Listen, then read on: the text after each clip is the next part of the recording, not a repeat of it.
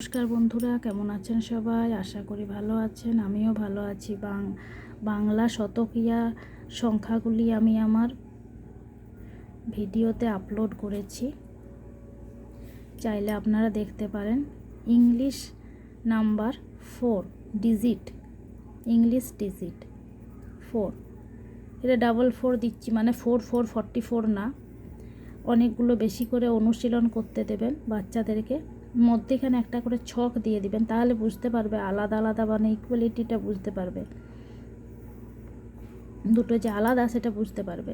এভাবে ছক করে করে দিলে ছকের মধ্যে খুব ভালো হবে।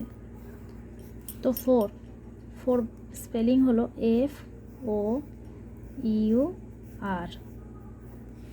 Small লেটারে FOUR।